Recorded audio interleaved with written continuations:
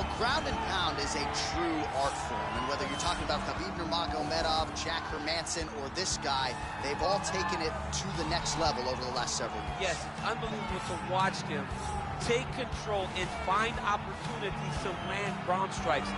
Now, what they do so well is he does not waste punches. He usually will find one good shot and take it. He does not try to just go punch for the sake of punching. He finds position. He finds posture. He brings his hands inside, and then he comes over the top with elbows, or he lands these big right hands that makes his opponents fold up, and then he goes to the next position, whether it be submission or continuing to ground and pound his opponents into the bottom of the octagon. And of course, it all starts with maintaining top position, which he does as well as anyone in the game. All right, well, I'm excited for this one. This is a kickboxer of the highest order. He has so many different kicks and punches in his arsenal, and figures to try to keep this on the feet here tonight. The beautiful thing that he does is he throws that front push kick to create distance when a guy starts to get too close and wants to wrestle with him. He throws it, and the moment you're back at his range, he starts to blast high kicks. He doesn't always intend on landing it, but he beats up your arm with high kick after high kick after high kick. And as you get desperate, you start to run into knees, and he does not need much space to land a knockout punch. This guy is one of the best strikers we've ever seen in the UFC. And if you don't find the striking range early against this guy, you could be in real trouble.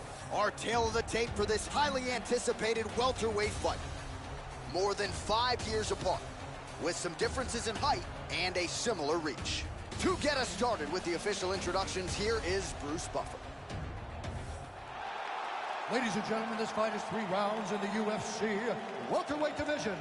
Introducing first, fighting out of the blue corner, a wrestler holding a professional record of 45 wins, 9 losses. He stands 5 feet 9 inches tall, weighing in at 170 pounds. Fighting out of Hillsboro, Illinois.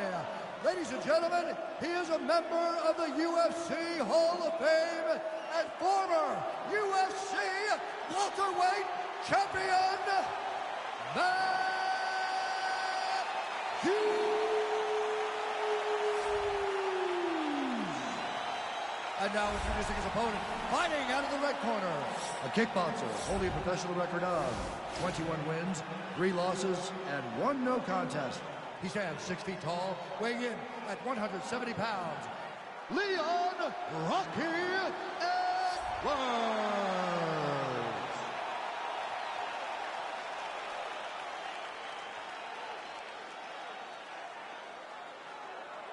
And when the action begins, our referee in charge, Herb Dean.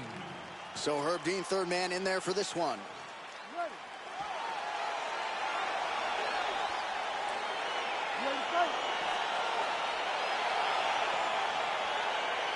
All right, so here we go. This highly anticipated fight is now underway. Looks like a classic matchup of striker versus grappler. Am I simplifying things too much? In this instance, you aren't, because this is what got these 2 men to the show. Right. One guy is known for his diverse attack on the feet. The other guy is known for his ability to drag the fight to the mat and put his opponents in danger from the very start of the grappling exchanges. Notice the drive. Look at how they drive the knee right into the midsection. Big, powerful punch lands. Now he gets back to range. Timing his shots pretty well here early, DC. He's doing a great job of mixing things up, keeping busy, being very active. All right, so there's the early takedown. He told us on Thursday he didn't necessarily see a path to victory if he couldn't get takedowns. That is certainly a good sign. Right away, he got the takedown. I don't believe they could have. Now he's attacking the triangle. Triangle looks pretty tight, DC. I'm no Brazilian Jiu-Jitsu black belt, but maybe not good here. No, it looks like it's getting in deep. Watch triangle, watch triangle. He needs to push the arm to the side. Get his head against the mat. Now watch, as he goes to the finish, watch his chest go to the mat. He goes flat, all weight to his opponent.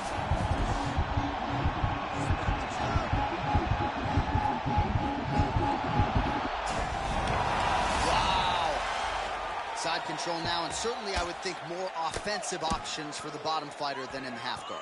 Absolutely more offensive options, because now you can just start to get away. You can just go to a wrestler stand-up.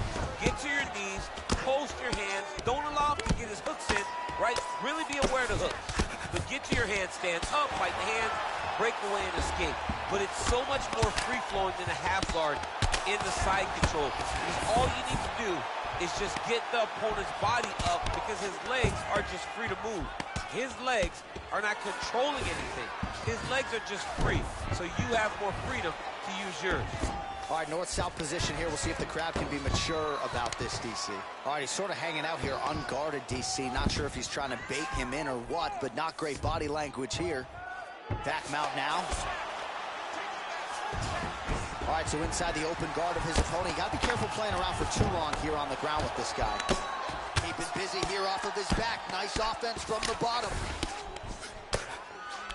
And now he has a headlock trying to pin his opponent's back down flat onto the mat. Look for him to transition to an arm triangle to try to chase the finish.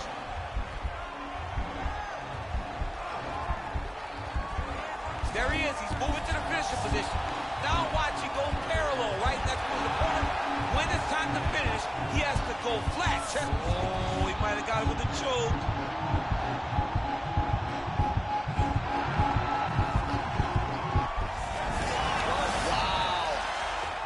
Right into side control here, DC. Biggest difference between half guard and side control?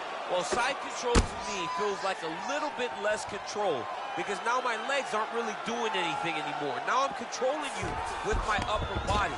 So I've got to be very, very aware. It's still advantageous. Working on a guillotine.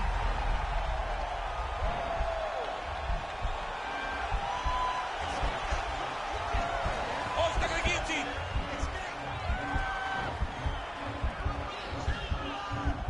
He should be defending right now. Oh, beautiful counter there as he gains the side mount and trying to get out of this guillotine by potentially attempting a Von Flue. Wow.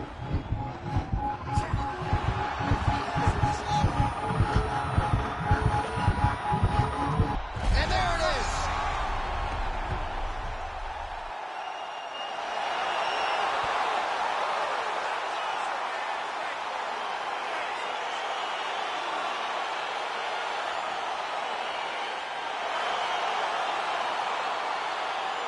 It's a wild round and a wild sequence there on the ground, DC. Talk us through the highlight. He's such a phenomenal grappler. I don't understand how people don't know that this guy wants to submit you. He is the best grappler, best submission specialist we've seen in a long time.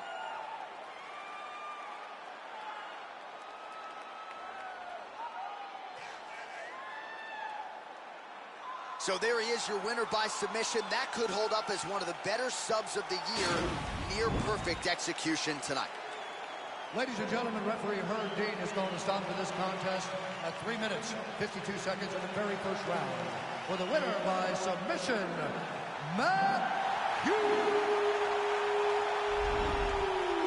All right, so there he is, all smiles, and rightfully so after he gets the job done by submission tonight. You told me off the air before the fight that he was going to submit him, and that's exactly what happened. I mean, you know, this guy has such a great submission game that you cannot lay in his guard. And his opponent is known to lay in the guard. He made him pay for it tonight and got the submission victory.